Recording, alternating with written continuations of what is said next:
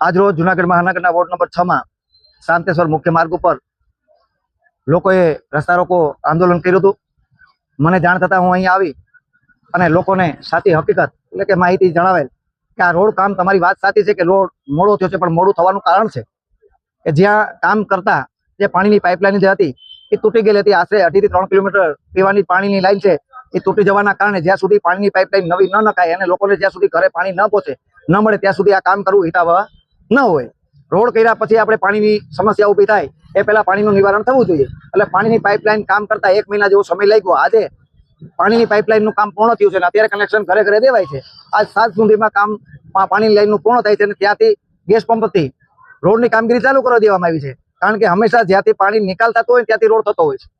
લોકોને એક સમજણ દેવાની છે કે ખરેખર રોડ અહીંથી નહીં, રોડ આમ ઊંધો રિવર્સમાંથી હાલતો હોય એટલે પાણી જ્યાં જતું હોય ને ત્યાંથી ધીરે ધીરે ઊંચું ઊંચું કરતો આવવાનું હોય। એવી રીતે કામગીરી ચાલુ હોય। અત્યારે કામગીરી ચાલુ છે। મારા પત્રકાર મિત્રોને પણ વિનંતી છે, મીડિયાના મિત્રોને આપ પણ ત્યાં જઈને વિઝ્યુઅલ લેજો કે કામ ખરેખર ચાલુ છે। પાણીનું કામ ચાલુ છે, ગટરના કામ ચાલુ છે, મેટલનું કામ ચાલુ છે, સીસી રોડનું કામ ચાલુ છે। એટલે કામ ચાલુ છે, પણ લોકો આટલામાં જ રહેતા હોય, આટલામાં જોયું હોય અને વાં નથી જોયું। એટલે કારણ કે આ 3 કિલોમીટરનો વિસ્તાર છે, 3 કિલોમીટરમાં આપણે 100 મીટરમાં જ આપણે જોતા હોઈએ કઈ કામ નથી થયું। ખરેખર ત્યાં જઈને પણ ચકાસવું જોઈએ। એટલે કામ ચાલુ છે। ઘણી વખત આપણે એવું જોઈએ છીએ જુનાગઢ શહેરમાં લોકોની ધીરજ ખૂટી રહી છે, લોકોને ત્રાહીમામ પુકારી રહ્યા છે, શું કહે?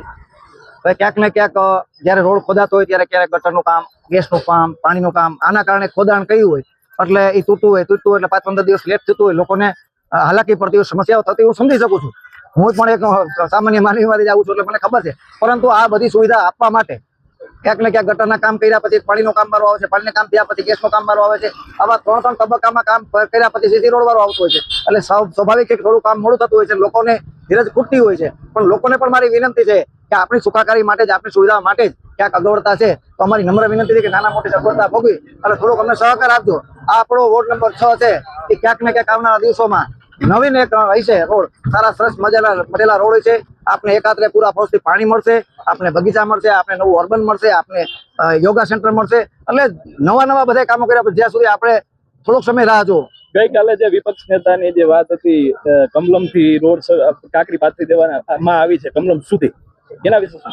મારે વિપક્ષના નેતાને ચેલેન્જ છે કે ખરેખર તમે બી સિવિલ કરેલા કોઈ પણ તમારો કોર્પોરેશનનો નહીં પણ તમારો કોઈ અંદાજ હોય ને એવા ઇજનેરને બે લઈ આવો કે ખરેખર રોડ ક્યાંથી થતો હોય છે। તો રોડ હંમેશા ઉલટી દિશામાંથી રોડ થતો હોય છે, કારણ કે અહીંયા રોડનું લેવલ ન મળતું હોય।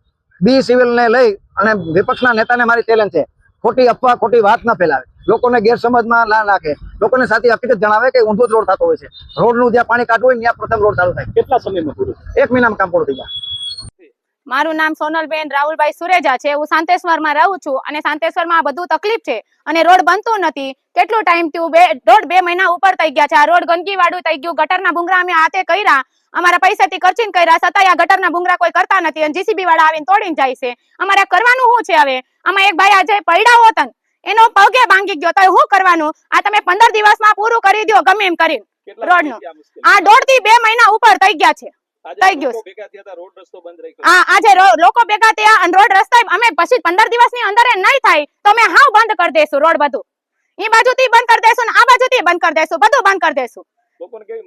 બહુ જ મુશ્કેલી પડે છે। આમ તકલીફ કેટલી પડે છે તમે જોવો તો કરી। એક વખત તમે હાલો તો તમને ખબર પડે। આ કોર્પોરેટર ઘરમાં બેહે, કોઈ કામ ન કરે, આ કોદી ગયા હું કામ નહીં કરવાની ને કોઈને આવ કેટલો ટાઈમ થયો? કઈ કરો તમે 15 દિવસમાં પૂરું કરો આ રોડ નું કામ ગમે એમ કરી બંધ કરી દો। હા, આના કોર્પોરેટર છે પ્રવીણભાઈ ને લલિતભાઈ બે છે અને આના જે રોડ નું કામ બનવાનું છે પ્રવીણભાઈ ના હાથમાં છે। આ પૂરું કરવાનું એને જ આવે।